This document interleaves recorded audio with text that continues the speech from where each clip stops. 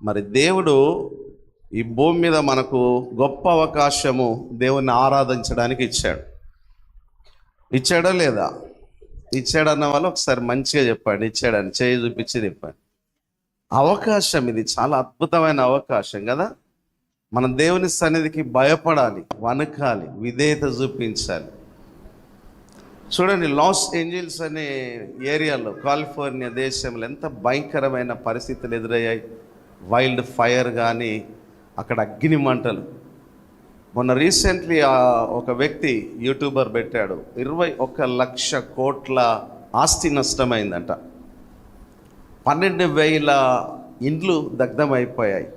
47 మంది వరకు కూడా నాశనం అయిపోయారు. భయంకరమైన సంఘటన కదా. భయంకరమైన ఉగ్రతలో ఉన్న ప్రజలు దేవుని సన్నిధిని ఎరగని వారుగా ఉన్నారు. ఆ లాస్ ఏంజల్స్ అనే ఏరియా స్థలంలో మరి ఫిలిం ఇండస్ట్రీ ఉండేది, బాలీవుడ్ అని, హాలీవుడ్ అని. ఈ హాలీవుడ్ అనే ఆ ఏరియా మొత్తం దగ్ధమైపోయింది. ఎక్కడ చూసినా కూడా నష్టమే కనబడ్డది. మనుషుల జ్ఞానం ఆ మంటల్ని ఆపలేదు. మనుషుల జ్ఞానం, గొప్పతనం కూడా ఎన్ని తీసుకొచ్చి వాటర్కి సంబంధించిన వాళ్ళు మిషన్స్ పెట్టినా కూడా ఏం కాలేదండి. అది ఒక వడగాల్ లాంటి ఉగ్రతలాగా వారి దేశం మీదకి వచ్చింది, వారి ప్రాంతం మీదకి వచ్చింది.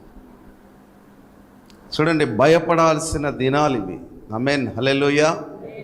మనిషి మరి దేవుని యందు భయభక్తులు కలిగి ఉండడం నేర్చుకోవాల్సిన దినాలు ఇవి.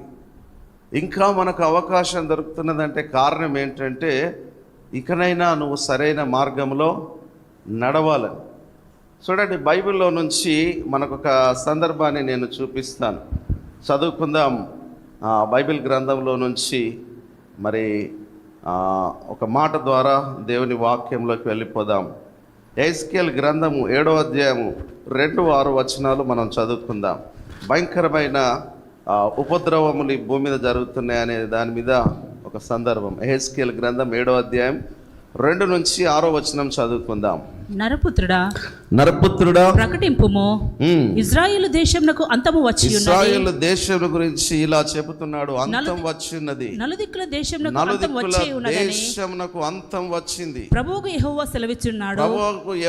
సెలవిచ్చున్నాడు. ఇప్పుడు నీకు అంతము వచ్చే ఉన్నది. నా కోపము నీ మీద తెప్పించు, కోపము నీ మీదకి రప్పిస్తాను. నీ ప్రవర్తనను బట్టి, నీ ప్రవర్తనకు బట్టి నీకు తీర్పు తీర్చి, నువ్వు చేసిన సమస్త హేయ కృత్యములను, బట్టి ఫలము నీ మీదికి రప్పించుచున్నాను. రప్పిస్తాను. నీ ఎడల కటాక్షమించకయో,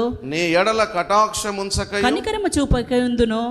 నేను యెహోవానై ఉన్నానని నీ వెరుగునట్లు నీ ప్రవర్తన ఫలమును నీవు అనుభవింపజేసేదను. నీ హేయ కృత్యములు నీ మధ్యనే ఉండనిత్తును. ఆమేన్. భయంకరమైన గర్వంతో నిండిన మనుష్యుల ప్రవర్తన ఒకరోజు అంతం చేస్తా అంటున్నాడు దేవుడు. ఉగ్రత దినాలు రాబోతున్నాయట. అందుకే సామెతల్లో ప్రసంగిలో అంటాడు, దుర్దినములు రాకముందే అంటాడు. ఏమమ్మా దినములు రాకముందే. రష్యా, కెనడా ఆ ప్రాంతాల్లో కూడా ఇలాంటి మంటలు వచ్చాయి. కానీ అంతకన్నా మించిన ఆస్తి నష్టం కలిగిన ప్రాంతము లాస్ ఏంజల్స్లో, కాలిఫోర్నియాలో జరిగింది. అక్కడెక్కడో జరిగినది నష్టము, మరి మాకేంటి అనడానికి లేదు. చూడండి, మరి మన జీవితంలో కూడా భయపడాల్సిన దినాలు మనకున్నాయి. బహు జాగ్రత్తగా ఉండాలి. మన వ్యక్తిగత భక్తి జీవితంలో, విశ్వాస జీవితంలో బహు జాగ్రత్తగా ఉండాలి. ఆదికాండం 22వ అధ్యాయంలో చూసినట్లయితే అబ్రహామును గురించి దేవుడు అంటున్నాడు కదంటే, ఒక మాట అంటాడు చూడండి, నీవు దేవునికి భయపడువాడు అనయు ఇందువలన నాకు కనబడుచున్నది. మరి ఆదికాండం 22వ అధ్యాయంలో 12వ వచనం ఉన్నట్లుగా అబ్రహాము గారు ఎవరికి భయపడేవాడట? దేవునికి భయపడాల్సిన దినాలు ఇవి. హల్లెలూయా. అంటే ఆయన వేరే ఒక ప్రాంతానికి వెళ్ళాడు, కానీ దేవుని మాట ప్రకారంగా జీవించడానికి భయపడుతున్నాడు. ఈరోజు మనం భయం లేకుండా ఉండొద్దు. భయం లేని భక్తి అది భక్తే కాదు, శక్తి లేని భక్తి. భయం అనేది మనకు ఉండాలి. భయం అనేది మన జీవితంలో ఉన్నప్పుడు ఏం చేస్తామంటే, దేవుని సన్నిధానంలో మనం తొందరగా దేవుని మాటకు లోబడుతూ ఉంటాం, దేవుని ఒక ఆలోచనకు లోబడుతూ ఉంటాం. నిర్గమకాండం 20వ అధ్యాయము 20వ వచనంలో ఒక మాటను మనకు చూస్తుంటాం. చదవండి ఒకసారి. అందుకు మోషే భయపడకుడి, మిమ్ము పరీక్షించుటకును మీరు పాపము చేయకుండానట్లు మీకు పాపం చేయకుండా ఆయన భయం మీకు కలుగుటకును ఆయన భయము మీకు కలుగుటకు దేవుడు వేంచేసినని ప్రజలతో చెప్పెను. దేవుడు వేంచేసినని ప్రజలతో చెప్పెను అని రాయబడినది. ఇక్కడ ఆ మాట మనం గమనించినట్లయితే దేవుడు అంటున్నాడు, అందుకు మోషే భయపడకండి, మిమ్మల్ని పరీక్షించడానికి దేవుడు వచ్చాడు.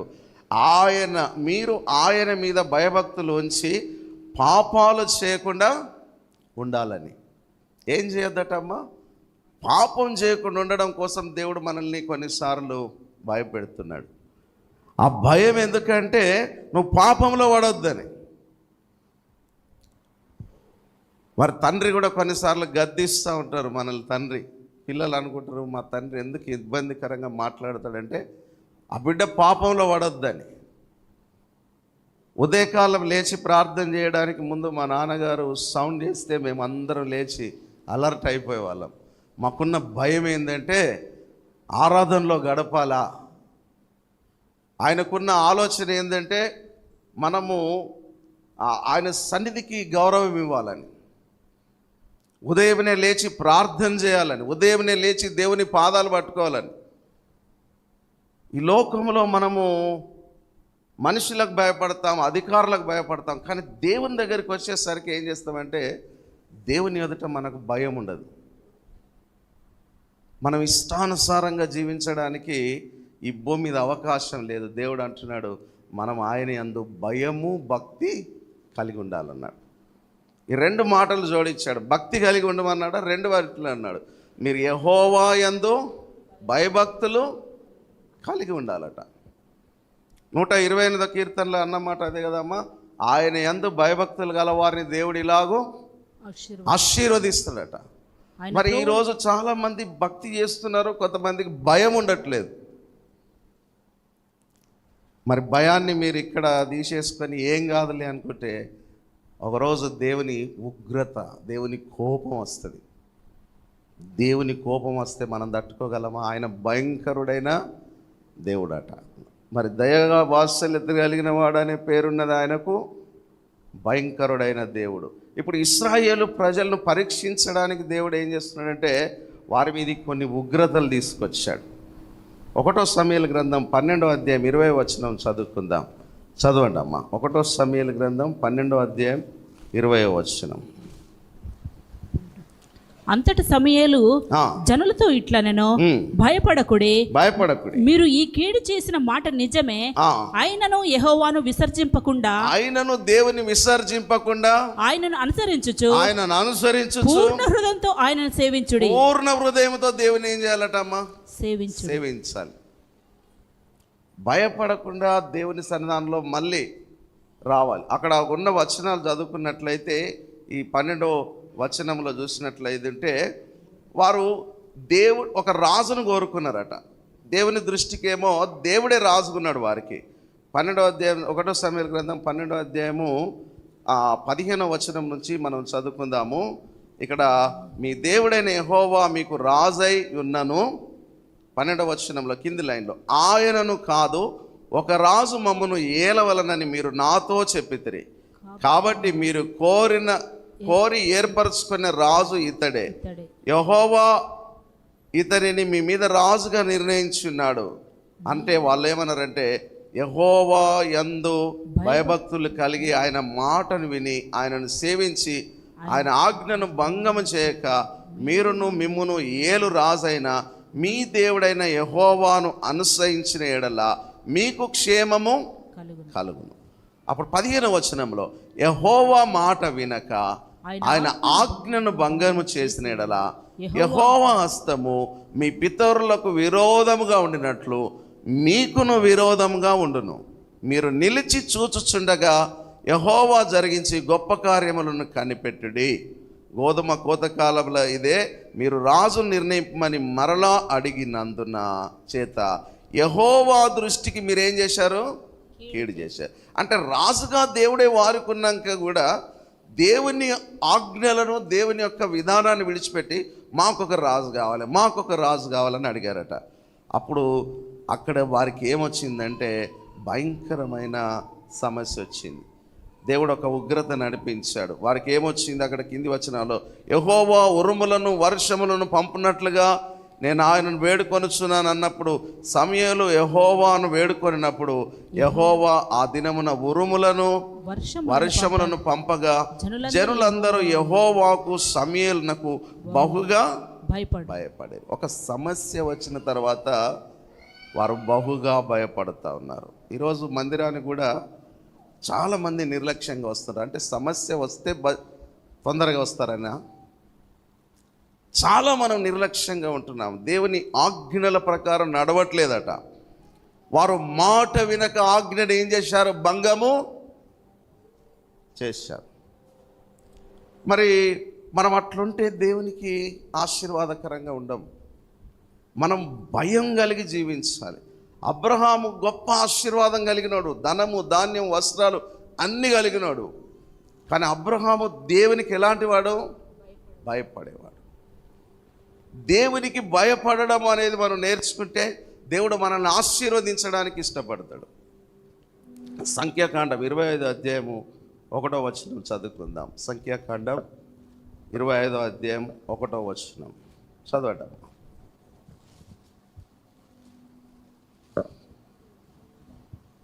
ఇశ్రాయేలీయులు షిత్తీములో దిగియుండగా ప్రజలు మోయాబు రాండ్రతో వ్యభిచారము చేయసాగిరి.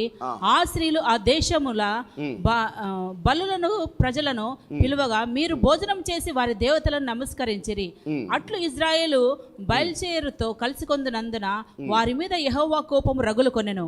అప్పుడు యెహోవా మోషేతో ఇట్లనెను, నీవు ఈ ప్రజల అధిపతులందరినీ తోడుకొని యెహోవా సన్నిధిని సూర్యునికి ఎదురుగా వారిని ఉరిదీయమన్నాడట దేవుడు. ఇశ్రాయేలు ప్రజలు మంచి బలవంతులు, మంచి నడవడితో నడుస్తున్నప్పుడు దేవుడు వారికి హెచ్చరించాడు, అయ్యా మీరు గిత్తీలతోనూ, ఓమోనీలతోనూ, అమాలేకీలతోనూ వారు స్నేహం చేయకండి. వారు ఈ లోకంలో ఉన్న దేవతలకు బలులు అర్పించేవారు. వారి బిడ్డలకు మీ పిల్లల్ని ఇవ్వకండి, వారి కుటుంబానికి మీ కుమార్తెలు ఇవ్వకండి. వారు విగ్రహారాధన చేసేవారు. దాని ద్వారా మీకు, మీ కుటుంబానికి శాపాలు వస్తాయని చెప్పాడట. కానీ వాళ్ళు ఏం చేశారు? 25వ అధ్యాయం 1వ వచనంలోకి వచ్చినాక, వారు మోయాబు రాణులతో వ్యభిచారము చేసిరి. ఆ స్త్రీలు తమ దేవతలను ప్రజలకు పిలువగా వీరు భోజనం చేసి వారి దేవతలకు ఏం చేశారట? వీళ్ళు ఇశ్రాయేలు ప్రజలు నమస్కారం చేశారట. అంటే ఎంత ఉగ్రత! దేవుడు వారిని ప్రజల ఎదుటనే యెహోవా సన్నిధిలో వారిని అన్నాడట, ఉరిదీయండి, వారిని నష్టం చేశారు. దేవుని యొక్క వాక్యానుసారంగా మనం నడవకపోతే మనల్ని దేవుడు హెచ్చరిస్తున్నాడు, బిడ్డలారా మీరు అలా ఉండకూడదు. ఒకవేళ దేవుడు నీ జీవితంలో మేలు చేయకపోయినా పర్వాలేదు, సంఖ్యాకాండం 12వ అధ్యాయంలో అక్కడ సమూయేలు ప్రవక్త అన్నాడు, మీకు ఉరుములు మెండుగా వచ్చినాయి అయినా పర్వాలేదు, పూర్ణ హృదయంతో మీరు దేవుణ్ణి అనుసరించండి, విడిచిపెట్టకండి.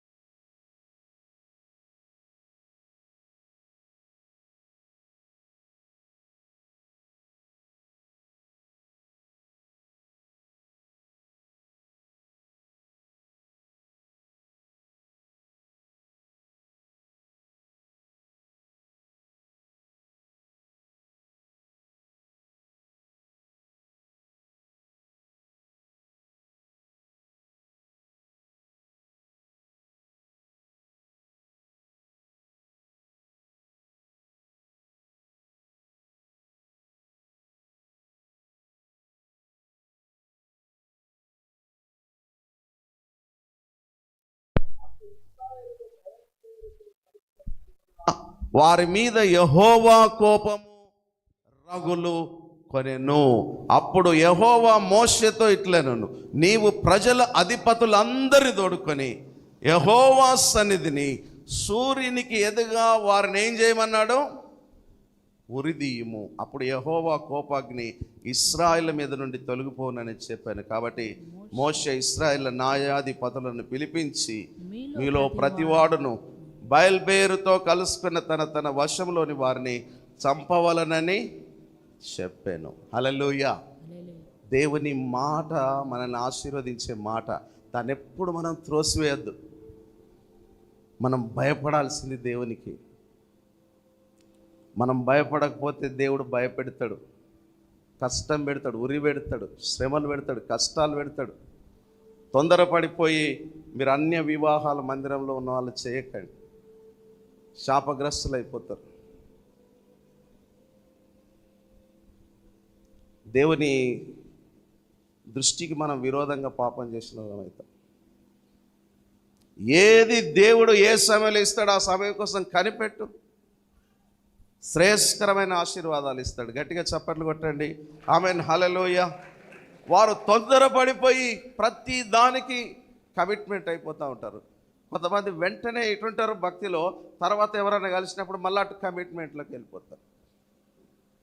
నువ్వు ఉంటే చల్లగానైనా ఉండు, వెచ్చగానైనా ఉండు. నులివెచ్చగా ఉండడం దేవుని చిత్తం కాదట.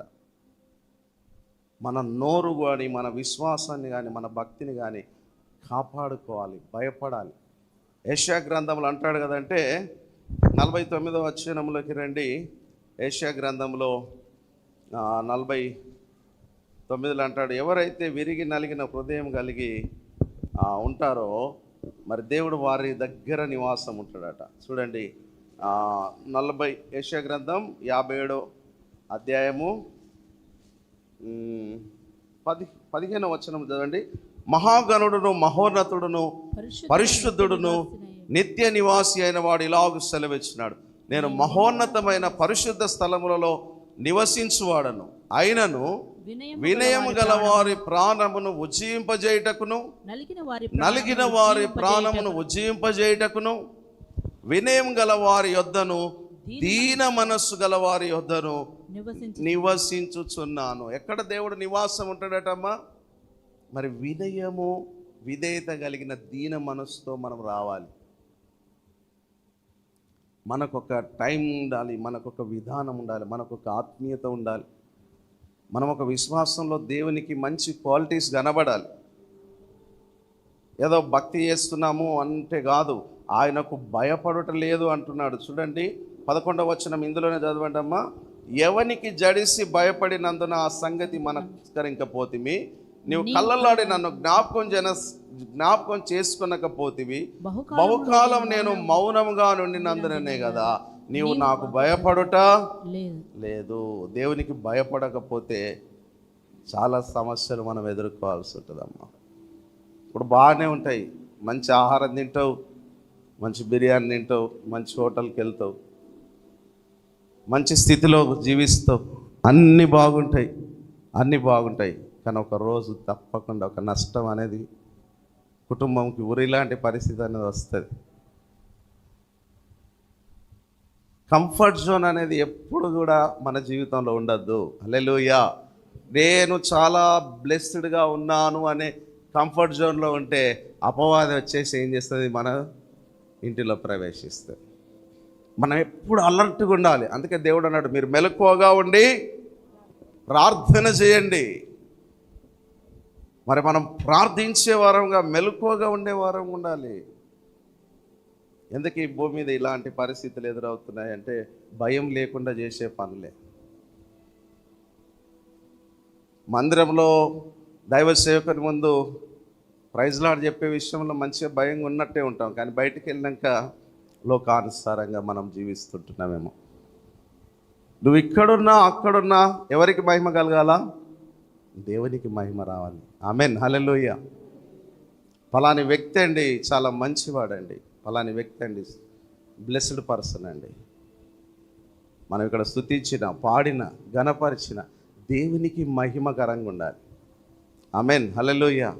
కానీ అబ్రహాము గారు ఎట్లున్నారట, దేవునికి భయపడువాడని ఒక సాక్ష్యం ఇస్తున్నారు. దేవుడే సాక్ష్యం ఇస్తున్నాడు. ఏమని ఉంటుందంటే, నేను మరొకసారి చదువుదాం, ఆదికాండం 22వ అధ్యాయంలో ఆ మాట చదవండి ఒకసారి. నీవు ఒక్కడే ఉన్న నీ కుమారుని నాకు వెనుక తీయలేదు గనక నీవు దేవునికి భయపడువాడవని ఇందువలన నాకు కనబడుచు ఉన్నది. ఆయన ఎట్లున్నాడటంటే దేవునికి భయపడుతున్నాడట. దేవునికి భయపడడం ఎంత మంచి అనుభవం అండి. 26లో 5వ వచనం చదువుకున్నాం. ఇందులోని ఆదికాండం 26:5లో కూడా ఏమనగా, అబ్రహాము నా మాట విని నేను విధించిన దాన్ని, నా ఆజ్ఞలను, నా కట్టడలను, నా నియమములను ఆయన ఏం చేసిండు? గైకొన్నాడు. ఈరోజు మనము భయం కలిగి ఉండాలి. మరి ఎజ్రా గ్రంథంలో కానీ హిజ్కియా గ్రంథంలో కానీ ప్రజలు ఎలా ఉన్నారట అంటే, భయం విడిచిపెట్టి జీవిస్తున్నారట. జనులు కట్టులేక తిరుగుతున్నారని రాయబడ్డది. జనులకు ఏం లేదట అంటే కట్టు లేదట. ఒకరు బట్టి పడేయలేదు. ఒక గుర్రం ఉన్నది అనుకో, గుర్రానికి కళ్ళం ఉంటే ఏం చేస్తుంది? ఎంత లెంత్ పోవాలో దాన్ని ఇట్లా లాగుతూ ఉంటాడు. ఇప్పుడు జనాలు కూడా ఎట్లున్నారట అంటే కట్టు లేకుండా తిరుగుతున్నారు గనక ఒకరోజు దేవుడు కళ్ళెం వేసి ఏం చేస్తున్నాడు? మనల్ని లాగుతూ ఉన్నాడు. ఈరోజు దేవుని భయం లేక కుటుంబాలు కూడా విచ్ఛిన్నమైపోయాయి. మరి ఈగోస్తో కుటుంబంలో ఉన్న సమాధానాన్ని కోల్పోయి, లోకంలోకి వెళ్ళిపోయి, మనుషుల ముందు అవమానం పాలైపోయి, నలుగురు నోట్లో చీఫ్గా మాట్లాడుకునే పరిస్థితిలోకి వెళ్ళిపోతున్నారు. మరి దేవునికి భయపడితే, నిజంగా మనం భక్తులుగా ఉంటే ఒకరినొకరు తగ్గించుకుంటాం, ఒకరినొకరు విధేయత చూపించుకుంటాం. బైబిల్లో ఈ దేవుడు ఒక స్టేట్మెంట్ ఇచ్చాడు. మరి కొర్నేలు గురించి కూడా తన పనివారు ఒక మంచి స్టేట్మెంట్ ఇచ్చారు. అపోస్తుల కార్యం 10వ అధ్యాయంలోకి రండి. 10వ అధ్యాయంలో ఒక మంచి మాట నీకు చూపిస్తాను. అపోస్తుల కార్యం 10వ అధ్యాయము కింది వచనాల్లోకి వచ్చినట్లయితే 22వ వచనంలో తన పనివారు మరి పేతురును కలుసుకోవడానికి వెళ్ళినప్పుడు వారు ఒక మాట చెప్తున్నారు. చూడండి, అందుకు వారు నీతిమంతుడును దేవునికి భయపడువాడును యూదా జనులందరి వలన మంచి పేరు పొందినవాడునైనా శతాధిపతి అగు కొర్నేలి అను ఒక మనుష్యుడున్నాడు. అతడు నిన్ను తన ఇంటికి పిలువనంపించాడు.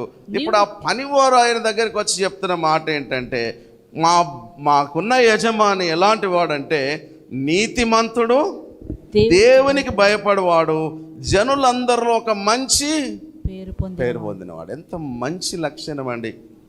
ఆయనలో 3 లక్షణాలు చూపించాడు. ఆయన నీతిగా ఉంటాడు, రెండవది దేవునికి భయపడతాడు, మూడవది మంచి పేరు సాక్ష్యం పొందినాడు. గట్టిగా చప్పట్లు కొడదాం ఒకసారి. ఆమెన్, హల్లెలూయా. చాలామంది దేవునికి భయపడాలి. మనం భయం లేకుండా ఉంటే ఒకరోజు తప్పకుండా నష్టము, బాధ కలుగుతుంది. మన శరీరానికి కలుగుతుంది, మనకు ఆత్మీయ స్థితి కలుగుతుంది. మందిరానికి వచ్చే విషయంలో మనకు భయం ఉండాలి, ప్రార్థించే విషయంలో భయం ఉండాలి, విశ్వాసంతో ముందుకు వెళ్ళే విషయంలో భయం ఉండాలి. మరి కొర్నేలి గారు ఎలా ఉన్నారంటే, తన కుటుంబం అంతా కలిసి భయము భక్తి కలిగి ఉన్నాడట. ఆయన భక్తిపరుడు ఒకడుండెను. అంటే ఆ పట్టణములో మొదటి వచనం చదవడమ్మా. ఇతేలియా పట్టణానబడిన పటాలములో శతాధిపతి అయిన కొర్నేలి అని భక్తిపరుడు ఒకడు ఉండెను. అంటే ఆ పట్టణంలో ఎంతో మంది ఉండొచ్చు కదా, కానీ ఒక్కడు ఉండేనంటే ఈయన అందరికన్నా వన్ ఆఫ్ ద బెస్ట్ ఉన్నాడు. ఏమోలే పాస్టర్ గారు ఏదో చెప్తారు, మనం వినాలి, వెళ్ళిపోవాలి కాదు. మీలో ఆ కదిలింపు రావాలి, ఆ భయం ఉండాలి. ఆ మందిరం అంటే, దేవుని సన్నిధి అంటే. ఒకరోజు మనము శిక్షలోకి వెళ్ళొద్దనే పరిశుద్ధాత్మ మనతో మాట్లాడుతున్నాడు. హల్లెలూయా. మన సమయాన్ని ఇచ్చే విషయంలో భయం ఉండాలి, ప్రార్థించే విషయంలో భయపడాలి, ఆయన ఆజ్ఞల ప్రకారం నడిచే విషయంలో భయపడాలి. మరి ఈయన మంచి స్టేట్మెంట్ పొందుకున్నాడు, దేవుడు అంటే మంచి భయంతో వెళుతున్నాడు. నేను బండి నడిపేటప్పుడు భయం లేకుండా ఒకసారి నడిపాను, కేర్లెస్గా నడిపాను, నాకు అన్ని గేర్లు వచ్చాయి. ఒక దినం ఏమైపోయాను, టప్కన పడిపోయాను. ఆ తర్వాత నా లోపల ఏమొచ్చిందమ్మా, భయం వచ్చింది. దైవికమైన భయం మనకు అవసరం అండి.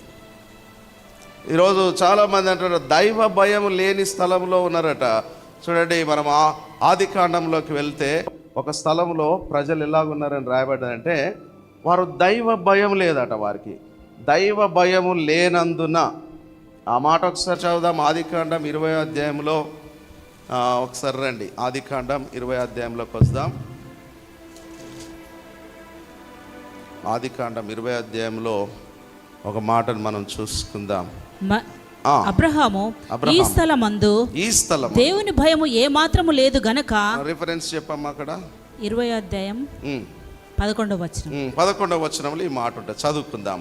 అబ్రహాము ఈ స్థలమందు దేవుని భయము ఏ మాత్రము లేదు గనక నా భార్యము నిత్యము నన్ను చంపుదురు అనుకొని చేసి తిని అన్నాడు.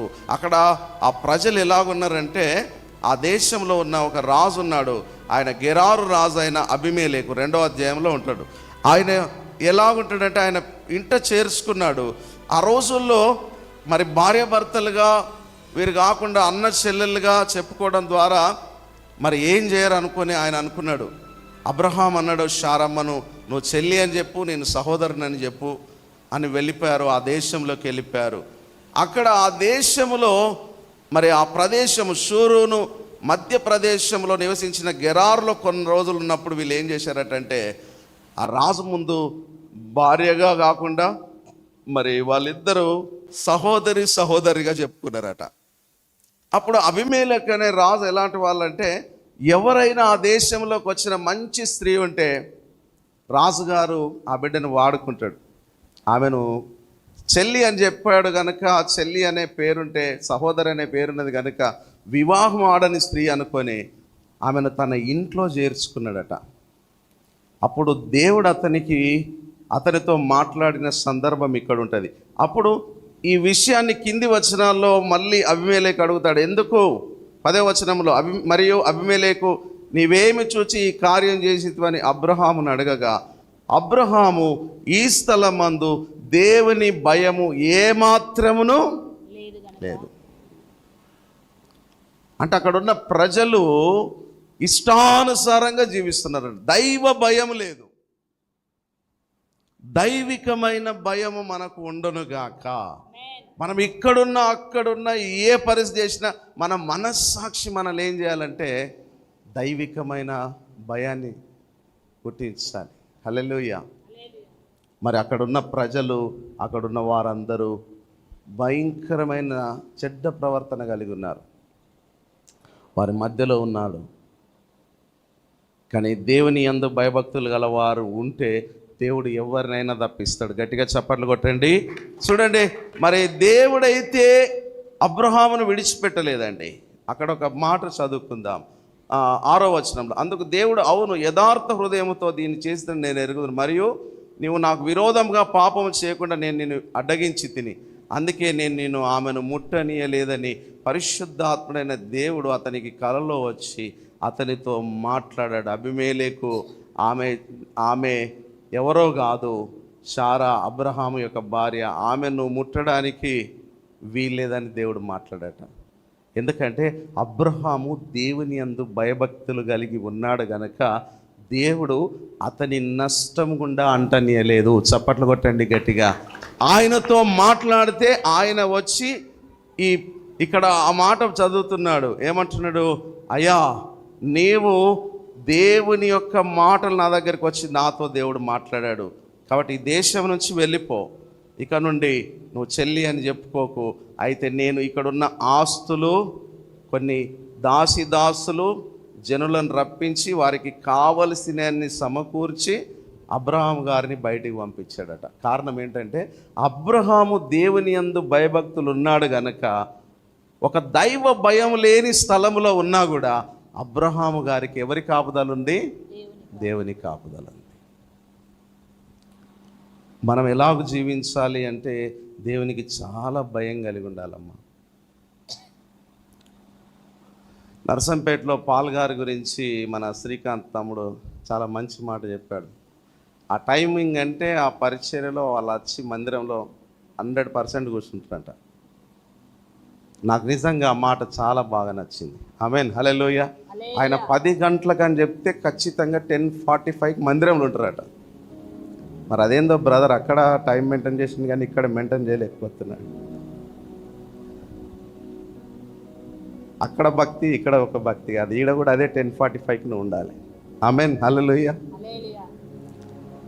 దేవుని బిడ్డలారా, మనం ఎప్పుడు కానీ దేవునికి తగిన సమయాన్ని మనం ఇచ్చే వారంగా ఉండాలి. మరి అట్లుంటే మీరు ఆశీర్వదించబడతారు. ఒకవేళ ఈ వాక్యము మనందరికీ, కేవలం నాకు కూడా, నేను కూడా కొన్నిసార్లు సమయాన్ని పాటించని వ్యక్తినే, కానీ కావలసిన భయము, కావలసిన శిక్ష తీసుకొచ్చి ఈరోజు క్రమంగా మందిరంలో నిలబడి బోధించడానికి దేవుడు ఒక యోగ్యతనిచ్చాడు. ఆమేన్, హల్లెలూయా. కాబట్టి ఎప్పుడైతే మనం ఒక మంచి విధానంలో ముందుకెళ్తామో, దేవుడు మనము దైవ భయము లేని స్థలాల్లోకి వెళ్ళినా కూడా అబ్రహాముకు తోడైనట్లుగా దేవుడు మనకు తోడైంటాడు. గట్టిగా చప్పట్లు కొడదామండి. ఆమేన్, హల్లెలూయా. దేవుని బిడ్డలను దేవుడు ఎప్పుడు విడిచిపెట్టాడు. ఆయన యందు భయభక్తులు గలవారు ఏ స్థలములో ఉన్నా, దైవ భయము లేని స్థలములో ఉన్న వారితో మాట్లాడైనా నిన్ను తప్పిస్తాడు. మరి ఈరోజు మనము శోధనలో ఉన్నామేమో, మరి అబ్రహాము లాగా దైవ భయం కలిగి ఉన్నామా? దేవునికి భయపడుతున్నామా?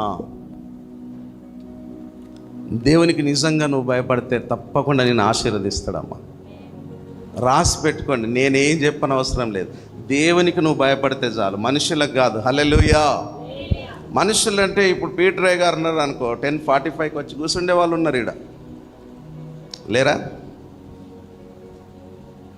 మనుషులను చూసి భక్తి చేయొద్దు, దైవ సేవకుని చూసి భక్తి చేయొద్దు. దేవుని కొరకు ఖచ్చితంగా భక్తి చేయి, నిన్ను దేవుడు ఆశీర్వదిస్తాడు. ఆమేనండి. ఒకసారి ఖచ్చితంగా భక్తి చేయండి. మీరు అన్ని విషయాల్లో, మీ షాపులో వరదిల్లుతారు, మీరు బిజినెస్లో వరదిల్లుతారు, మీరు అన్ని వైపులు ఆశీర్వదించబడతారు. మరి కొర్నేలు గారు అలాంటి భక్తి చేశారు కనుక ఇతరులకు ధర్మ కార్యము చేసి అంతగా ఆశీర్వదించాడు. రండి, అపోస్తల కార్యం 10వ అధ్యాయం 1వ వచనంలో మళ్ళొకసారి రండి. ఇటలీ పటాలమనబడిన పటాలములో శతాధిపతి అయిన కొర్నేలి అని ఒకడుండెను. భక్తిపరుడు ఒకడు కైసరియలో ఉండెను. అతడు తన ఇంటి వారందరితో కూడా దేవుని యందు భయభక్తులు గలవాడైండి ప్రజలకు బహుధర్మము చేయించు ఎల్లప్పుడూ దేవునికి ప్రార్థన చేయవాడు. ఎంత మంచి స్టేట్మెంట్ అమ్మా, ఎంత మంచి స్టేట్మెంట్ తల్లి. ఎల్లప్పుడూ దేవుని సన్నిధానంలో ఏం చేస్తున్నాడట? ప్రార్థన చేస్తున్నాడు. మనం కొన్ని విషయాల్లో ఆఫీస్కి వెళ్తే డ్యూటీ విషయంలో భయపడతాం, లోకంలో ఉన్న మనుషులు అధికారులు ఉంటే వాళ్ళకు భయపడతాం. కానీ ఈయన ఎప్పుడు దేవుని యందు భయభక్తులు కలిగి ఉండడానికి ఎల్లప్పుడూ దేవుని సన్నిధానంలో ప్రార్థన చేస్తాడట. మంచి క్వాలిటీ నిజంగా. మరి ఇలాంటి ఆశ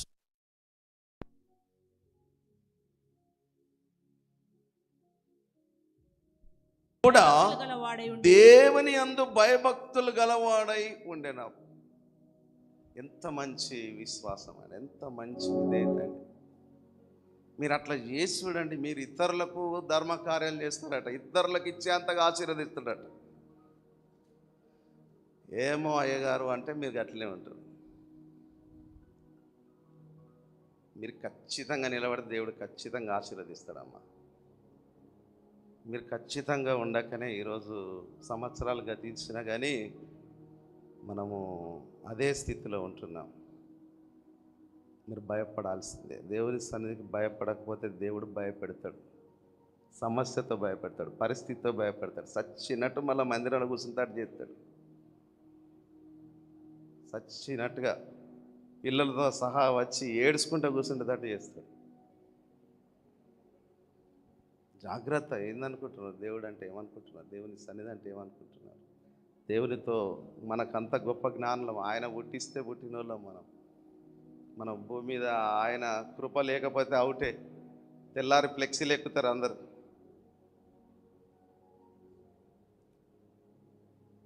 న్యూస్ వస్తుంది. మొన్న న్యూస్లో ఒక పేపర్లో చూశాను, వెళ్ళిపోయాడట, సడన్లో ఒక మోరి గుద్దుకున్నాడు. తెల్లారి ఇంటి ముందు ఏమొచ్చింది?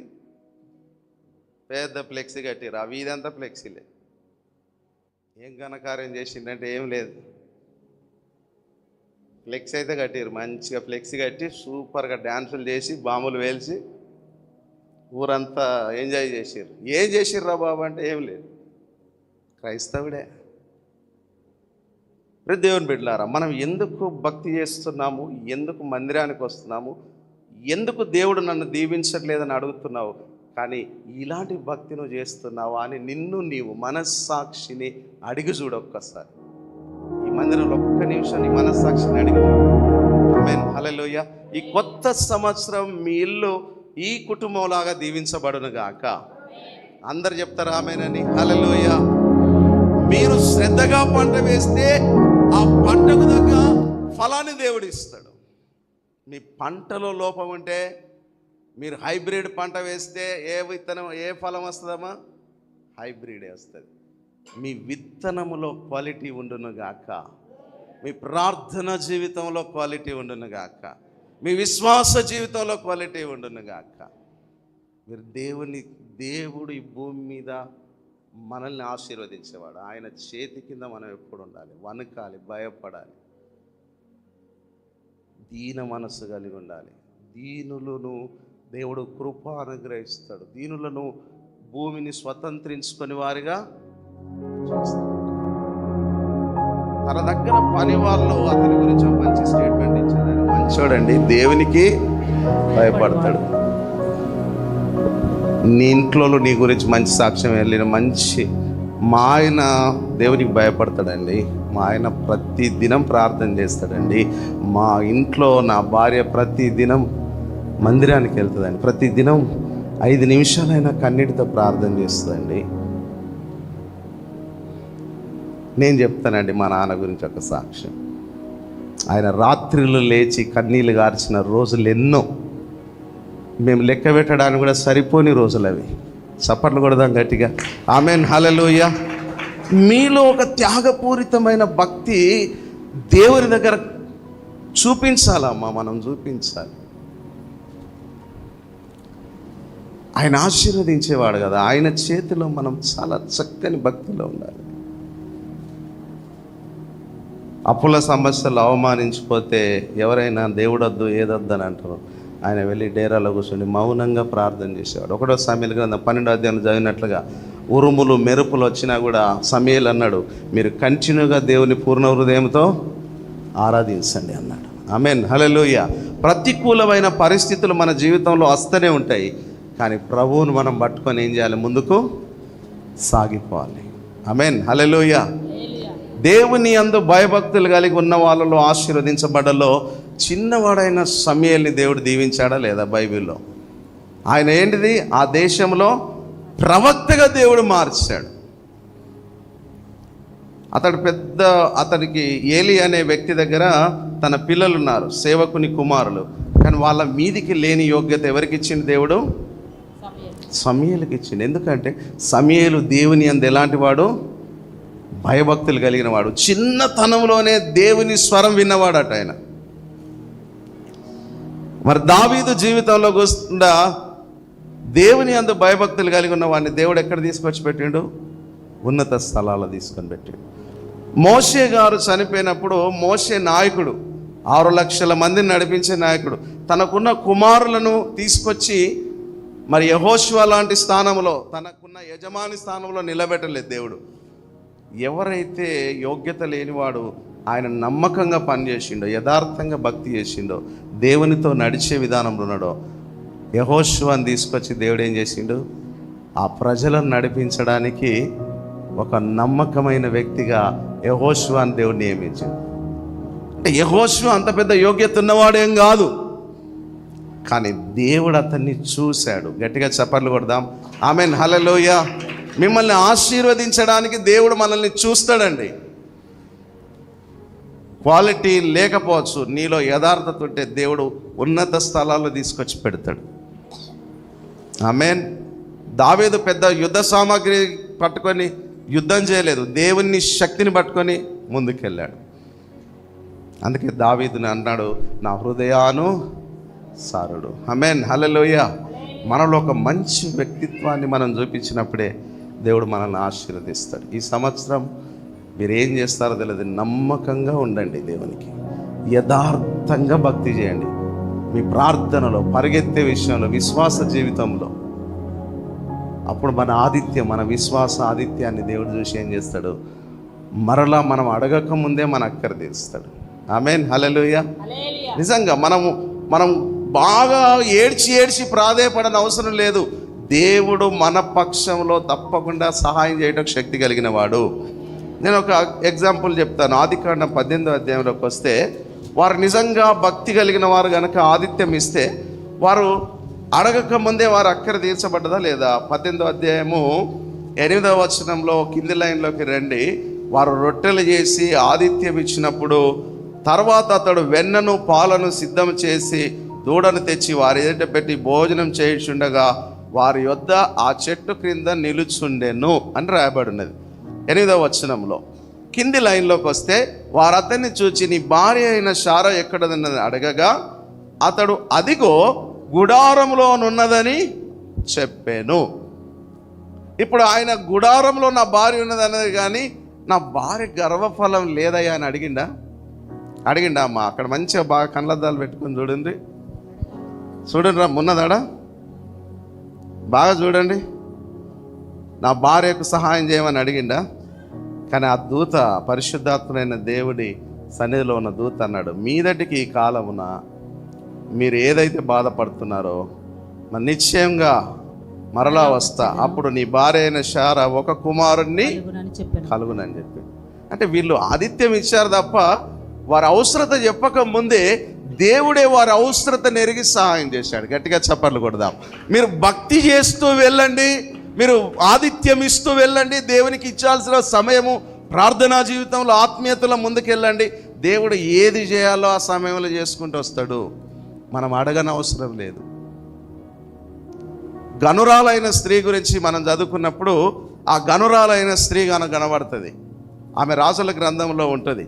ఆమె సమస్య ఏంటంటే గర్భఫలం లేదు ఆమెకు. చాలా రోజుల నుంచి గర్భఫలం లేదు. ఒకసారి ఏలియా గారు ఆ ప్రాంతంలో నుంచి మరి వెళుతున్నప్పుడు ఆమె ఆ దైవజనుడు మంచివాడని ఎరిగి ఆయన ఏం చేస్తుందంటే వాళ్ళ ఇంటి దగ్గరికి రప్పించుకుంటుంది. వాళ్ళ ఇంటి ముందు భర్తకు చెప్తుంది, అయ్యా మనం ఒక మేడ గది దగ్గర, ఒక మేడ మీద ఒక చిన్న రూమ్ కట్టిస్తామయ్యా. మరి ఈ దైవజనుడు వచ్చి ఆ స్థలంలో ఉంటాడు. ఆయన ప్రార్థన చేసి వెళ్తాడయ్యా, మనం ఇది చేద్దాము అన్నప్పుడు ఏం చేసింది? ఆ మాట చదవండి ఒకసారి. ఆ గనురాలైన స్త్రీ ఏం చేసింది? కావున మనము అతనికి ఒక గోడ మీద ఒక చిన్న గది కట్టించి, ఒక గోడ మీద ఒక చిన్న గది కట్టించి, అందులో అతని కొరకు మంచము బల్ల, అందులో అతని కొరకు ఒక మంచము బల్ల, పీట, దీపస్తంభం ఉంచుదాము. మన యొద్దకు వచ్చినప్పుడు అందులో అతడు బస చేయనని చెప్పాను. సరే అని అక్కడ దాన్ని కట్టించారు. కింది లైన్లోకి వచ్చినాక ఏమంటదంటే, ఆయనకు భోజనం పెట్టారు. భోజనం పెట్టిన తర్వాత ఆయన ఆమెతో, ఆ ప్రవక్త అయిన ఏలియా గారు అన్నారు, అమ్మా నీ జీవితంలో దేవుడు మంచి కుమారుని ఇవ్వబోతున్నాడు అని చెప్పాడట. ఆమెందంట ఎలీషా ఆమె నేనేమి కోరుచున్నదని ఆమె ఏమి కోరుచున్నదని వారిని అడగగా గెహాజీ ఆమెకు కుమారుడు లేడు, మరియు ఆమె పెర్మిటి ముసలివాడని అతనితో చెప్పాను. అందుకు అతడు ఆమెను పిలువమని చెప్పాడు. ఆమెను పిలిచాను. అప్పుడు వచ్చి ద్వారం యొద్ద నిలవగా ఎలీషా మరుసటి ఏట ఈ ఋతువునకు నీ కౌగిట కుమారుడు ఆమెతో అనెను. గట్టిగా చప్పట్లు కొట్టండి అమ్మ, గట్టిగా చప్పట్లు కొట్టాలి. ఇప్పుడు ఆమె ఇచ్చిన ఆతిథ్యం ఆమెకు నష్టం కలిగించిందా, దీవెన కలిగించిందా? ఈరోజు మన భక్తి విశ్వాసము, మన ఆత్మీయ స్థితి కరెక్ట్గా ఉంటే, మన ఆతిథ్యము నమ్మకంగా భక్తిలో ముందుకు సాగితే దేవుడే మనల్ని పిలిచి ఆశీర్వాదాలు ఇస్తాడు. చప్పట్లు కొట్టండి గట్టిగా. ఆయన మనకు పిలిచి దీవెనలు ఇస్తాడు. అందుకే 21వ కీర్తనలో దావీదు గారు రాశారు, శ్రేయస్కరమైన ఆశీర్వాదములతో నిన్ను ఎదుర్కొంటాడట. దేవుడు ఎదుర్కొంటాడండి.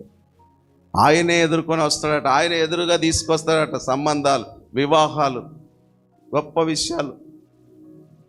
మరి ఈరోజు చాలామంది కలవర పడుతున్నారు, దేవుడు మాకేం చేయడని. మీరు మీ ఆలోచనతో వెళ్ళకండి. అన్నీ బాగానే కనబడతాయి ఇప్పుడు, కానీ సమస్య ఏదైనా వస్తే దేవుని చిత్తం లేకుండా చేసి దాంట్లో దుఃఖం కలుగుతుంది, వేదన కలుగుతుంది. పశ్చాత్తాపడి ఏం చేయలేం. ఒక ఇంటికి నీ బిడ్డనిచ్చి అన్నీ చూస్తున్నావు, కానీ వ్యక్తి యొక్క గుణాన్ని చూడగలుగుతావా? ఒకవేళ ఈ రోజున్న రోజు మరలా ఒక రోజు అలా లేదనుకో, నీ కుటుంబం ఏమైపోతుంది? బహు జాగ్రత్తగా ఆలోచించాలి. ఆమేన్, హల్లెలూయా. ఈరోజు చాలామంది స్వచిత్తముని ఎక్కువ యూజ్ చేస్తున్నారు. మీరు దేవుని భక్తులైతే, దేవుని యందు దాగి ఉంటే, మీరు దేవుని మీదనే పరిపూర్ణంగా ఆధారపడండి. ఆయన ఏం చేయాలో చేసుకుంటూ వస్తాడు. హల్లెలూయా. ఆ స్త్రీ వారికి ఆతిథ్యం ఏర్పాటు చేసింది. దేవుడు ఆ ఆతిథ్యాన్ని బట్టి ఎలీషా ద్వారా ఆ బిడ్డ అక్కరను గురించి మాట్లాడుతున్నాడు. ఆమె గనురాలు, చాలా డబ్బున్న స్త్రీ, గనురాలు. అందరూ ఆమెను రిచ్ ఉమెన్, చాలా మంచి సంపన్నురాలు. కానీ ఒక లోపం ఉంది. కానీ ఎప్పుడైతే ఆతిథ్యం ఇచ్చిందో, దైవ సేవకుని పిలిచి ఆ భక్తిని, నమ్మకాన్ని బట్టి మరుసటి ఏట దేవుడు అతనికి గర్వఫలం ఇచ్చాడు. భర్త ముసలివాడు, కానీ దేవుని కృప ఉంటే ఏదైనా జరిగిపోతుంది. హల్లెలూయా. అక్కడ లోపాలు 2 కనబడుతున్నాయి. ఆమె ఒక లోపంతో ఉన్నది, భర్త ముసలివాడు. కానీ దానికి డాక్టర్స్ ఏమైనా చెప్పచ్చు, కానీ దేవుడు చేయాలనుకుంటే ఏదైనా చేయగలుగుతాడు. ఆమేన్, హల్లెలూయా. కాబట్టి ఈరోజు మన భక్తి విషయంలో లోపాన్ని ఎప్పుడు పెట్టుకోవద్దు. దేవుడు కొన్నిసార్లు శిక్ష ఎందుకు ఇస్తాడు? నిర్గమకాండం 20:20లో చదివినట్లుగా, వారు పాపం చేయకూడదని దేవుడు వారికి భయం కలిగించాడట. వారికి కొంచెం శిక్షలో పెట్టాడట. ఎందుకంటే జాగ్రత్తగా ఉండాలని. చదవండి ఒకసారి మంచిగా. అందుకు మోషే భయపడకుడి, మిమ్మును పరీక్షించుటకు మీరు పాపము చేయకుండా ఆయన భయం మీకు కలుగునట్లు, ఆయన భయం నీకు కలుగునట్లు దేవుడు ఏం చేస్తున్నాడు? ఆయన నీకు భయం కలుగునట్లు చేస్తున్నాడు. ఎందుకంటే సరైన మార్గంలో నడవాలి. మరి ఈరోజు చాలామంది జీవితాల్లో హల్లే బల్లేగా మనం జీవిస్తే, మరి ఏదో ఒక రోజు తప్పకుండా ఆ కళ్ళెం వచ్చి మళ్ళీ మీడకు పడుతుంది. అప్పుడు కంట్రోల్ చేసుకోవడానికి కూడా కష్టమవుతుంది. ఆమేన్, హల్లెలూయా. కాబట్టి బహు జాగ్రత్తగా మనం ఉండాలి. యోసేపు గారు తన యథార్థతను వదిలిపెట్టి ఒక్క చిన్న నిమిషము అటు చేయి వేస్తే ఆ స్త్రీ అతని జీవితంలో కలిగేది. కానీ ఎక్కడ కూడా ఇంత కూడా ఆయన శిక్షను అనుభవించడానికి కూడా ఇష్టపడ్డాడు. కానీ ఆ లోపాన్ని, ఆ పాపాన్ని చేయడానికి యోసేపు గారు ఇష్టపడలేదు. అది రియల్ భక్తి అంటే. హల్లెలూయా. రండి ఒకసారి ఆదికాండం 35వ అధ్యాయంలోకి ఆ మాట కూడా చూసి చక్కగా మనము ప్రార్థనలో ముందుకెళ్దాం. ఆ స్త్రీ అతన్ని ఏం చేసిందట? ఆదికాండము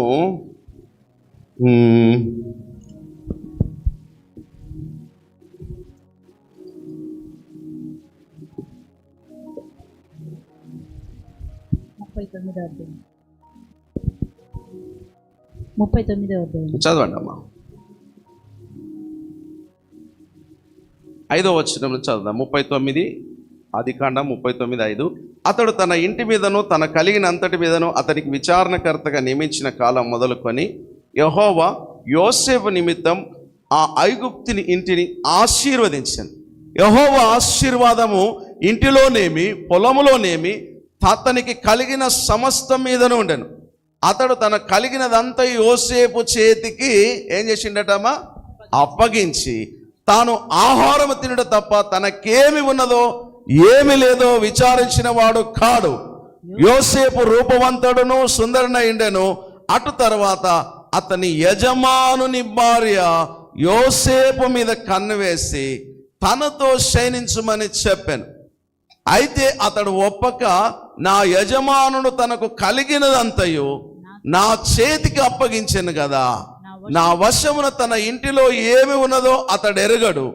ఈ ఇంటిలో నాకంటే పైవాడు ఎవడనూ లేడు. నీవు అతని భార్యవైనందున నిన్ను తప్ప మరి దేనిని నాకు అప్పగించి ఉండలేదు. ఆమేన్, హల్లెలూయా. అంటే ఏది నాకు అప్పగించబడదో దాంట్లోనే నేను ఉంటాను తప్ప మీ మీదకి నా చేయి వేయనని చెప్పాడు. ఇక్కడ కింది వచనం, కాబట్టి నేను ఇంత ఘోరమైన దుష్కార్యము చేసి దేవునికి విరోధముగా పాపము కట్టుకొందునని తన యజమానుని భార్యతో అన్నాడు. ఆమె దినదినము యోసేపును నాతో పాపం చేయమని కోరుకున్నదట. కానీ యోసేపు గారు దేవుని యందు భయం కలిగి ఉన్నాడు గనక ఆ పాపం చేయడానికి ఇష్టపడలేదు. హల్లెలూయా. ఒకవేళ అవకాశం వచ్చింది కదా అని అటు చెంగమని దునకలే. ఒకవేళ ఈమెను వశం చేసుకొని రాజుగారిని ఏదో చేసి చంపేసి రాజ్యం తీసుకోవచ్చు. షార్ట్ కట్ ఆపర్చునిటీ ఆయనకు. షార్ట్ కట్లో ఆశీర్వాదం, 5 నిమిషాల్లో వచ్చే ఆశీర్వాదం. ఒక రోజులో 2 రోజుల్లో ఆయనకు ఏదో చేసి మత్తిచ్చేసి ఏదో చేసి సంపేపు గారు ఏమన్నారంటే, దేవునికి విరోధముగా నేను దానికి ఒప్పుకోను, ఆ దుష్కార్యము నా దేవుని సన్నిధానంలో నేను చేయను. అతని మనస్సాక్షి ఏం చేస్తుందంటే ఆ పాపం చేయడానికి ఇష్టపడట్లేదు. దినదినము ఆమె అతనితో పాపం చేయమని కోరుతున్నా కూడా అతడు మనస్సులో మాత్రం ఒకటే అంటున్నాడు, నేను ఈ పాపాన్ని దుష్కార్యాన్ని దేవునికి విరోధంగా వద్దు. ఈ ఆశీర్వాదము నాకు షార్ట్ కట్లో వచ్చే ఆశీర్వాదం వద్దు.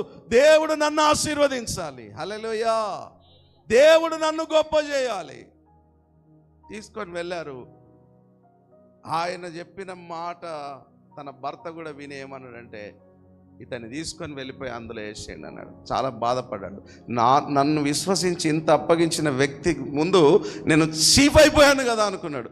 అయినా కానీ యోసేపు గారు మాత్రము తన యథార్థత భక్తి విడవలే. ఆయనకున్న విశ్వాసం ఏంటంటే, నేనైతే దేవుని దగ్గర యథార్థంగా జీవించాను, నా భక్తి నా యథార్థత ఏదో ఒక రోజు నన్ను ఏం చేస్తుంది, ఆశీర్వదిస్తుంది. హల్లెలూయా. ఈరోజు చిన్న చిన్న అవకాశాలు మీ జీవితంలో వస్తే వాటిలో పడిపోకండి, వాటికి మొగ్గు చూపకండి. నిన్ను ఆశీర్వదించే దేవుడు అవమానాల మధ్యలో కూడా ఒకరోజు నీ తలను ఎత్తువాడుగా ఉండును గాక. చప్పట్లు కొడదాం గట్టిగా, హల్లెలూయా. చూడండి, ఆయన ఎంత బాధ కలిగించిన స్థితి వచ్చినా కానీ యోసేపు మాత్రము ఆ బాధలో కూడా అవమానంలో కూడా దేవుడు నన్ను తప్పకుండా ఒకరోజు దీవిస్తాడని ధైర్యంగా నిలబడ్డాడు. మరి చూడండి అక్కడ 22వ వచనంలో, ఇందులోనే చదవండి ఒకసారి, 39:22లో, చెరసాల అధిపతి ఆ చెరసాలలో ఉన్న ఖైదీలందరినీ యోసేపు చేతికి అప్పగించను. వారక్కడ ఏమి చేసిరో అదంతయు అతడే చేయించువాడు. యెహోవా అతనికి తోడైండెను గనక ఆ చెరసాల అధిపతి అతని చేతికి అప్పగింపబడిన దేన్ని గూర్చి విచారణ చేయక ఉండెను. అక్కడ దేవుడు అతనికి ఏమన్నాడు, ఆ చెరసాల్లో కూడా తోడుగా ఉన్నాడు. యథార్థవంతులుగా ఉన్న వారికి వచ్చే అవమానాల్లో కూడా మనుషులు విడిచిపెట్టవచ్చు, కానీ దేవుడు మనతో ఉంటాడు. చప్పట్లు కొడదాం గట్టిగా. ఆయన మనల్ని విడిచిపెట్టే దేవుడు కాదు. ఇదే వ్యక్తిని, మరి యోసేపు గారిని దేవుడు ఒక రోజు ఏం చేసిండు తెలుసా, ఆయనను బయటికి తీసుకొని వచ్చాడు. అక్కడ చూడండి 41వ వచనము, 41వ అధ్యాయం, ఇందులోనే యోసేపు గ్రంథం ఆదికాండం 42వ అధ్యాయం 41వ వచనంలో చూసినట్లయితే 39 నుంచి చదువుదాం. మరియు ఫరో దేవుడు ఇదంతయు నీకు తెలియపరచను గనక, ఏం తెలియపరచాడంటే, ఒక అక్కడ కరువు రాబోయే ఒక దర్శనాన్ని రాజుగారు చూశారట. అప్పుడు రాజుగారు ఏం చేశారు, వీళ్ళిద్దరి కలభావం చెప్పడం కోసం ఎంతోమంది సామంతులను, జ్ఞానం కలిగే వారిని పిలిపించారు. కానీ ఎవరు వచ్చి కూడా కలభావం చెప్పలేకపోయారు. ఎందుకంటే కలలో 7 ఆవులు బక్కచిక్కిపోయాయి, 7 ఆవులు ఎట్లా కనబడ్డాయట, బలిసినవిగా ఉన్నాయి. ఇవే కనబడ్డా తప్ప దానికి సంబంధించింది ఏం కనబడలే. ఈ 2 భావాలని మీరు తెలియజేయాలంటే ఎంతమంది వచ్చినా వారు చెప్పలేకపోయారు. అప్పుడు అందులో ఒక వ్యక్తి ఉండే, ఆయన వచ్చి ఏం చేసిండంటే యోసేపు గారి గురించి చెప్పాడు. అయ్యా, యోసేపు కలభావం చెప్పుటకు సమర్థుడయ్యా, ఒకరోజు నా గురించి కూడా కలభావం చెప్పాడు అన్నప్పుడు ఆయనను తీసుకొచ్చి బయటికి తీసుకొచ్చి ఆ కలభావాన్ని చెప్పమన్నప్పుడు అన్నీ చెప్పాడు. రాబోవు బలహీనమైన సంవత్సరాలు బక్కచిక్కిపోయాయి, అంటే కరువు 7 సంవత్సరాలు రాబోతుంది. మరి మొదట 7 సంవత్సరాలు సమృద్ధి ఉండబోతున్నది. ఈ సమృద్ధి ఉన్నప్పుడే కరువు కాలంలో బట్టి మనం ధాన్యమంతా నిల్వ చేసుకున్నప్పుడు ఈ కరువు కాలంలో దాన్ని మనం సమృద్ధిగా వాడుకోవచ్చని ఒక మంచి భావాన్ని చెప్పంగానే రాజుగారు అతనికి ఏం చేశారు, చదవండి 40 నుంచి. నీవు నా ఇంటికి అధికారివై ఉండవలెను, నా ప్రజలందరూ. 39 నుంచి. మరియు ఫరో దేవుడు ఇదంతా నీకు తెలియపరచను గనక, ఎవరు తెలియపరిచారు? దేవుడు ఇదంతా నీకు తెలియపరచను గనక నీ వలె వివేక జ్ఞానం గలవారైనను ఎవరు లేరు, నీవు నా ఇంటికి అధికారివై ఉండవలెను, నా ప్రజలందరూ నీకు విధేయులై ఉందురు, సింహాసనం విషయంలో మాత్రమే నేను నీకంటే పైవాడనై ఉందును నన్ను యోసేపుతో చెప్పాను. మరియు ఫరో చూడుము, ఐగుప్తు దేశమంతటి మీద నిన్ను నియమించి ఉన్నానని యోసేపుతో చెప్పాను. అతన్ని మరి బంధకాలకు తీసుకొని వెళ్ళినప్పుడు వస్త్రాలన్నీ తీసేశారు. ఇప్పుడు 42వ వచనం. ఫరో తన చేతినున్న తన ఉంగరం తీసి యోసేపు చేతికి పెట్టి సన్నపు నారా బట్టలు అతనికి తొడిగించి అతని మెడను బంగారు గొలుసును వేసి తన 2వ రథం మీద అతన్ని ఎక్కించెను. అప్పుడు వందనములు చేయడని అతని ముందర జనులు కేకలు వేసిరి. అట్లు ఐగుప్తు దేశమంతటి మీద అతను నియమించెను. మరియు ఫరో యోసేపును చూసి, ఫరోను నేనే అయినను నీవు సెలవు లేక ఐగుప్తు దేశమంతటా ఏ మనుషుడు తన చేతినైనను కాలినైనను ఎత్తకూడదని చెప్పాను. గట్టిగా చప్పట్లు కొట్టండి, ఆమేన్, హల్లెలూయా. అప్పటి వరకు నువ్వు ఈ పాపం చేశావు అని దూషించిన వారే మళ్ళా కేకలు వేస్తున్నారు. యోసేపును మరి దేవుడు ఘనతలోకి తీసుకొచ్చాడు, ఉంగరం పెట్టాడు. చీదరించిన వ్యక్తే ఉంగరం పెట్టే స్థితిలోకి దేవుడు తీసుకొచ్చాడు. ఉన్నత స్థలాల్లోకి వచ్చింది. అతనికి బంగారు గొలుసులు ఇచ్చారట, సన్నపు నార వస్త్రములు అంటే విలువైన వస్త్రాలు, విలువైన ఆశీర్వాదం దేవుడు ఇచ్చిండు, ఆమేన్, హల్లెలూయా. కానీ యోసేపు గారు ఆ చెరసాల బంధకాల్లో ఉన్నా కూడా దేవుని భయం కలిగి జీవించాడు. దేవుడు నన్ను తప్పకుండా ఆశీర్వదిస్తాడు, దేవుడు ఒకరోజు నా యథార్థతను చూసి తప్పకుండా నా స్థితిగతులను మారుస్తాడు, ఆమేన్, హల్లెలూయా. ఉంటాడు, మనకి సహాయం చేస్తాడు. మరి ఈ రోజు నుంచి చాలా భయంతో మనం భక్తి చేయాలి. మనం ఏదో వాక్యం విన్నంతసేపు అట్లుండద్దు. నువ్వు ఖచ్చితంగా ఉంటే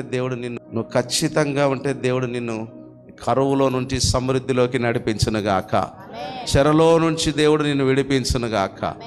ఆ భావం చెప్పింది దేవుడే, అతన్ని విడిపించింది కూడా ఎవరండి? దేవుడే. కాబట్టి దేవుని దగ్గర మనం నమ్మకంగా యథార్థంగా భక్తి చేస్తేనే ఈ సంవత్సరంలో మీరు అంతకంతగా ఆశీర్వదించబడతారు. మీరు అట్లా లేకపోతే కష్టం. ఈరోజు చాలామంది యవనస్తులు కానీ లోకస్తులుగా మారిపోతున్నారు. ఆ మధ్యలో ఒకసారి ఒక చర్చి ఓపెనింగ్ బ్రదర్స్ అందరు రమ్మంటే అందరూ వచ్చారు. కొంతమంది యవనస్తులు, ఒక్కరి దగ్గర ఒక్కరు బైబిల్ లేదు. ఆ సేవకులు నన్ను చూసి అడుగుతున్నారు, మీ చర్చి వాళ్ళైనా వీళ్ళంటే? పీటరయ్య గారి చర్చ్ అనే పేరు అక్కడ తలదించుకోవాల్సిన పరిస్థితి వచ్చింది నాకు. ఆ పాస్టర్లు ఉన్న 10-12 మంది నన్ను చూస్తున్నారు, మీ చర్చి నుంచి వచ్చిన వాళ్ళు వీళ్ళేనా అంటే వీళ్ళే.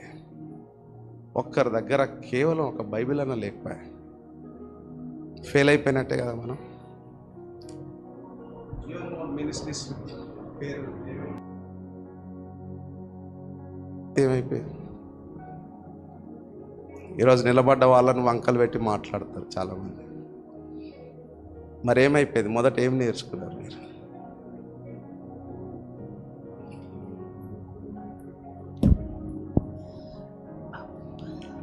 మీరు నేర్చుకునే దశలో ఉండద్దు. మీరు నేర్చుకునే దశలో నుంచి దేవుడు మిమ్మల్ని లేపాడు. మళ్ళీ అదే దశలో ఉన్నారంటే మీరు లోకస్తులేగా, ఆమేన్, హల్లెలూయా. ఒక మామూలు బయట జరిగే పెళ్ళికి వచ్చినట్టు అనిపించింది. అదే భక్తి అంటే. మిమ్మల్ని ఆశీర్వదించింది దేవుడు కాదా? మరి ఎందుకు అట్లా? మీ చేతిలో బైబిల్ ఉండాలి అంతే. హల్లెలూయా. మీ చేతిలో ఎప్పుడు బైబిల్ ఉండాలి. ఒక మీటింగ్ వెళ్తే కూడా నేను ఫోన్ చేస్తే చెప్పగానే అన్న వాళ్ళందరూ బైబిల్ తీసుకొని వస్తారు. కొంతమంది తీసుకురాకపోతే కూడా నేను హెచ్చరించిన, బైబిల్ తీసుకొని రావాలి నాతో గృహ కూడికలకు వస్తే. మందిరానికి వస్తే భార్య దగ్గర బ్యాగులో బైబిల్ పెట్టి రాకండి, మీ బండిలో బైబిల్ పెట్టుకోండి. మీరు ఖచ్చితమైన భక్తులు అట్లా. ఆమేన్. హల్లెలూయా. మీరు లోకస్తులాగా ఏదో వాళ్ళ ముందు నటించినట్టుగా ఉండొద్దు. మనం భక్తి చేస్తే నలుగురు కూడా చూడాలి, నువ్వు క్రైస్టియన్ అని వాళ్ళు అనుకోవాలి. నువ్వు వాళ్ళకి కనపరచబడాలి. నువ్వు అక్కడ ఈయన క్రైస్తవుడు అండి అని అక్కడ కనబడాలి. నువ్వు అన్యుల్లా కనబడితే ఎందుకు? దేవునికి ఏం మహిమ? దేవునికి మహిమ వచ్చినట్ట. ఎందుకు ఈ వాక్యాన్ని సీరియస్గా మీకు చెప్తున్నా అంటే, మీరు నేర్చుకోండి.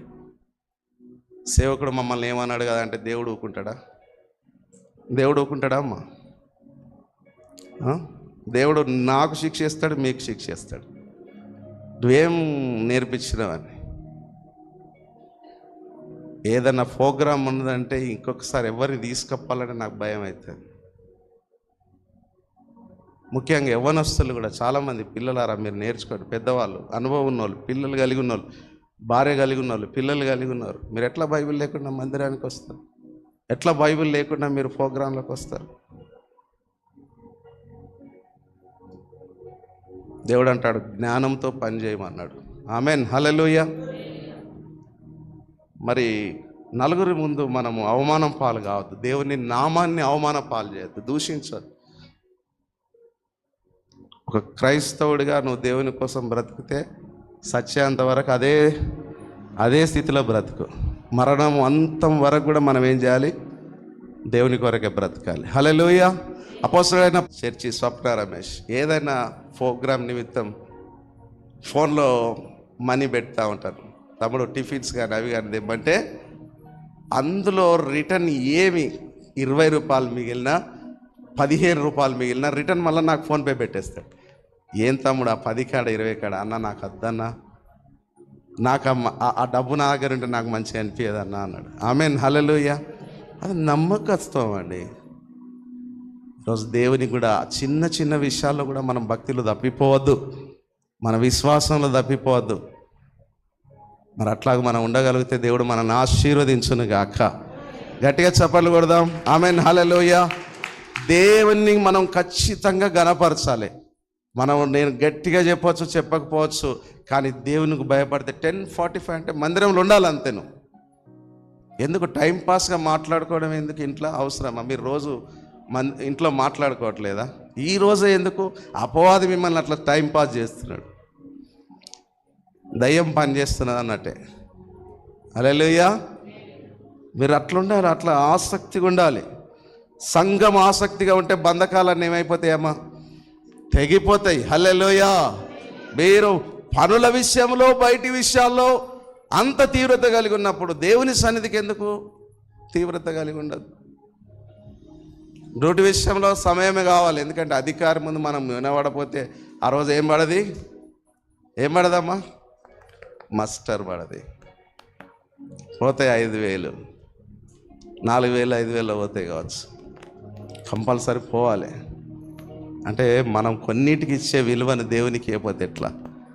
మీరు షాపులు కానీ ఇవన్నీ బంద్ చేయండి. పిల్లలను తయారు చేయడానికి 7 గంటలకు 5 గంటలకు లేచి వాళ్ళని సిద్ధపరిచి స్కూల్కి పంపిస్తాను. నువ్వు ఎందుకు 10 గంటలకు మందిరానికి రావద్దా? తయారు కాండి. మీరు కూడా పిల్లలు తయారైనట్టు తయారై టిఫిన్ అన్న చేయండి, లేకుంటే రాండి, ఉపవాసమే రండి, మందిరంలో కూర్చోండి. ఆమేన్. హల్లెలూయా. ఇవన్నీ మీరు ఆశీర్వదించబడడానికి చెప్తాను, నాకేం అవసరం లేదు. మీరు రెండింటికి వచ్చినా కానీ నేనేమన్నా, కానీ దేవుని దగ్గర నువ్వు విత్తనం వేస్తావో దానికి తగిన పంట కోస్తావు అంతే. మీరు ఎంత మంచి నేలలో మంచి విత్తనం వేస్తే దేవుడు మిమ్మల్ని అంతగా ఆశీర్వదిస్తాడు. చప్పట్లు కొట్టండి గట్టిగా. ఆమేన్. హల్లెలూయా. ఈ 2 గంటలకు 3 గంటలకు కూడా మనము సమయాన్ని కరెక్ట్ ఇవ్వలేకపోతే దేవుడు మనల్ని ఎట్లా దీవిస్తాడండి? ఎట్లా ఆశీర్వదిస్తాడండి? ఎట్లా మనల్ని ఫలింపజేస్తాడు? మీరు భయం కలిగి ఉండండి మందిరం కంటే. నాకు మన అమ్మ పేరేం, మొగుళ్ళపల్లి అన్నను చూస్తే నాకు బాగా సంతోషం వస్తుంది. ఎవరైనా అబ్రహాం గారు, మన కొంపెల్లి నుంచి తల్లి, ఆమె పేరేమో లక్ష్మమ్మ. 9ంటికైనా రమేష్ ఎన్ని గంటలకు వస్తుంది? మందిరంలో 9ంటికి వస్తుంది కట్టబట్టుకొని, అయ్యా ప్రైజ్ అలాడ్ అంటుంది. మీరు అందరు అట్లాగా 9ంటికి వచ్చేవారు ఉందరుగాక. నిజంగానేనా? మీరు నిజంగా అట్లుంటే మీరు ఆశీర్వదించబడతారమ్మా. చప్పట్లు కొడదాం గట్టిగా, హల్లెలూయా. డ్యూటీ ఆఫీసులు ఉంటాయి, ఏమని ఉంటాయి, డ్యూటీలు ఉంటాయి, ఏదైనా ఉంటాయి. ఏదైనా పని ఉంటే పొద్దున్న లేచి వెళ్తాం కదా. మరి ఎందుకు దేవుని సన్నిధికి కరెక్ట్గా రావద్దు? మీరు చాలా సీరియస్గా తీసుకోండి ఈ మాట. ఎందుకంటే మిమ్మల్ని నేను ప్రేమించి చెప్తున్నాను. మీరు అన్ని వైపులా ఆశీర్వదించబడాలని చెప్తున్నాను. మరి మీరు అట్లుంటే దీవించబడతారు. మిమ్మల్ని దేవుడు ఆశీర్వదించును గాక. మరి దేవుని సన్నిధిలో మనం అట్లుంటే ఎట్లా ఫలిస్తామో 128వ కీర్తన 1వ వచనం చదివి మనం వాక్యాన్ని ముగించేసుకుందాం. 128వ కీర్తనలోకి రండి, 1వ వచనం చదువుకుందాం. యెహోవా యందు భయభక్తులు కలిగి ఆయన త్రోవల యందు నడుచు వారందరూ ధన్యులు. త్రోవల యందు నడుచు వారందరూ ధన్యులు. నిశ్చయంగా నీవు నీ చేతుల కష్టార్జితాన్ని అనుభవిస్తావు. నీవు ధన్యుడవు, నీకు మేలు కలుగును. నీ భార్య నీ లోగిట ఫలించు ద్రాక్ష వల్లి వలె ఉంటది. నీవు భోజన బల చుట్టూ నీ పిల్లలు ఒలీవ మొక్క వలె ఉంటారు. ఈ 4వ వచనంలో ఒక మాట ఉన్నది, యెహోవా యందు భయభక్తులు గలవాడు ఇలాగూ ఆశీర్వదించబడతాడు. ఇన్ని ఆశీర్వాదాలు మన మీద పనిచేయాలంటే మనం ఈ విధంగా త్రోవల్లో నడవాలి. ఆయన త్రోవలు, సమయాలు, టైం మెయింటెనెన్స్ అన్నీ నేర్చుకోవాలి. మరి అట్లుంటేనే మీరు ఆశీర్వదించబడతారు. లేకుంటే మిమ్మల్ని ఎవ్వరూ ఆశీర్వదించరు. రేపు పీటరయ్య గారు వచ్చింది, లేపుడు పీటరయ్య గారు నా కళ్ళలో కనబడ్డ, నన్ను దీవించినట్టు కనబడ్డదంటే కూడా కాదు. నేను కనబడి చేతులు ఎత్తి స్వయంగా ప్రార్థన చేసినా కూడా రాదు. ఆయన సెలవు లేకపోతే నేను కూడా ఏం చేయలేను. హల్లెలూయా. కాబట్టి మీరు చాలా జాగ్రత్తగా ఉంటే దేవుడు మిమ్మల్ని అందరూ దీవిస్తాడు. 2 కలిసి ఉండాలి. ఒకటి భయము, భక్తి. ఇవి 2 మీలో ఉంటే ఇలాగూ దేవుడు ఆశీర్వదించబడును అన్నట్లుగా మీ కుటుంబం ఆశీర్వదించబడును గాక. కాబట్టి అందరం 2 చేతులు ఎత్తి మనసు నిలిపి ప్రార్థన చేద్దాం. మరి మందిరానికి మరలా నెక్స్ట్ వీక్ మీరు ఇట్లా లేట్ వస్తే మీరు ఆ గేట్ నుంచే రిటర్న్ వెళ్ళిపోండి అమ్మా. మందిరానికి రాకండి. 10:45కి మందిరంలో ఉండేటట్టే చూసుకోండి. ఒకవేళ లేట్ అయిపోతే లోకల్ ఏరియాలో ఉన్న వాళ్ళు మీరు చర్చికి రాకండి, లైవ్లో చూడండి. కళ్ళు మూసుకుందాం, స్తుతి స్తోత్రాలు చెల్లిద్దాం, 2 చేతులు పైకెత్తుదాం, మనస్సు నిలుపుదాం, ఆయన వైపు చూద్దాం, స్తోత్రం చెల్లిద్దాం. డాడీ నీకే వందనాలు. నీకు భయపడే బిడ్డగా నేను ఉంటాను తండ్రి. నిజంగా ఖచ్చితంగా నువ్వు భయపడు. ఖచ్చితంగా దేవుని సన్నిధికి నువ్వు విధేయుడయుండు. ఖచ్చితంగా దేవుడిని ఆశీర్వదిస్తాడు. దీనులుగా మనం ఆయన కనబడాలమ్మా. ఆయన సన్నిధానంలో ఆయన మనం చూస్తున్నాడు, పరిశీలించి తెలుసుకుంటున్నాడు దేవుడు. మనము ఆయన చూచువాడట. ఇంతకుముందు పాట పాడినట్లుగా ఆయన చూస్తున్న దేవుడు, మనల్ని ఆశీర్వదించే దేవుడు. ఆయన మనల్ని చూసి పరిశీలిస్తున్నాడు దేవుడు. మనం